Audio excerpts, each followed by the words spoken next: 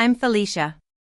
The night that will forever be seared into my memory was the night I witnessed the man my daughter, Lily, loved turn into a monster right in front of my eyes.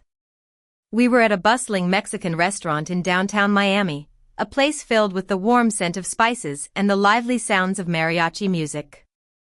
It was supposed to be a joyous occasion, a celebration of my grandson, Leo's, 6th birthday. Leo sat at the table, wearing a colorful sombrero the waiter had given him.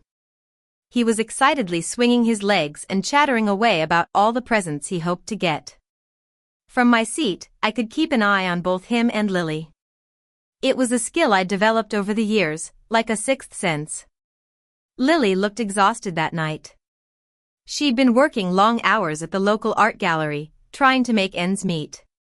Even in the beautiful red dress she'd bought on a whim, her eyes were dull, and there were dark circles under them.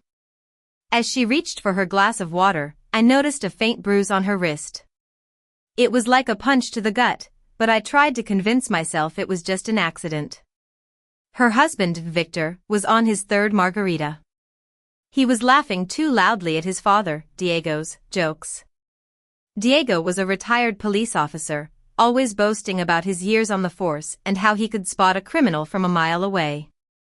His wife, Carmen, sat beside him, her hands folded neatly in her lap, forcing a smile whenever it was appropriate.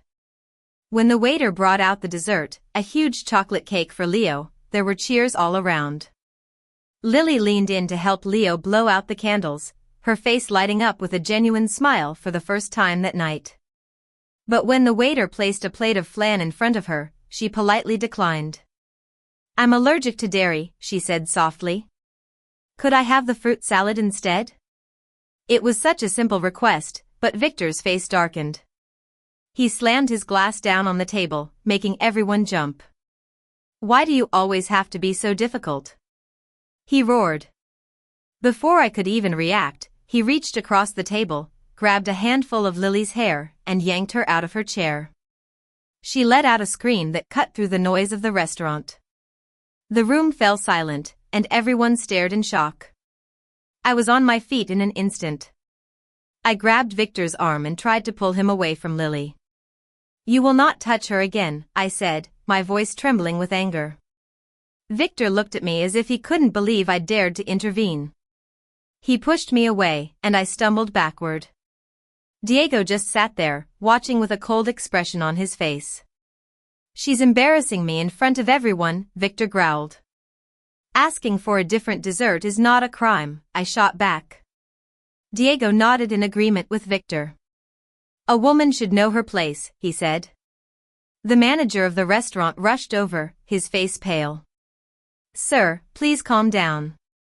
This is a family establishment." But Victor ignored him. He grabbed Leo's arm and pulled him out of his chair.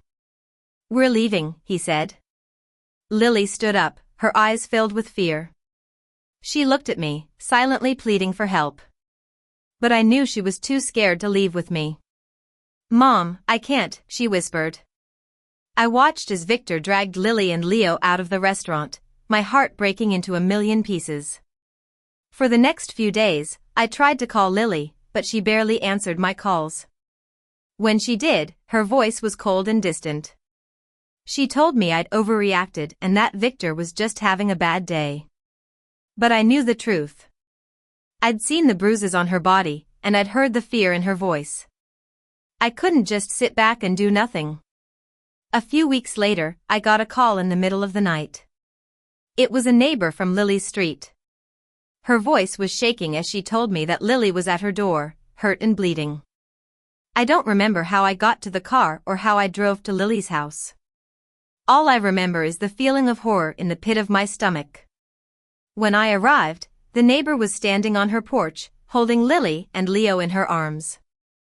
Lily's clothes were torn, and there was a large bruise on her cheek. "Mom," she sobbed. "He tried to kill me." I held her close, vowing to protect her from now on. The police arrived shortly after, and they arrested Victor.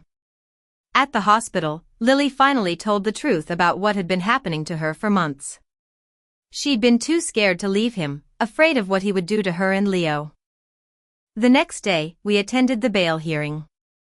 Victor sat in the glass cage, looking arrogant and unrepentant. He sneered at Lily as she walked into the room. But she stood tall, her head held high. The judge granted bail, but he also issued a restraining order.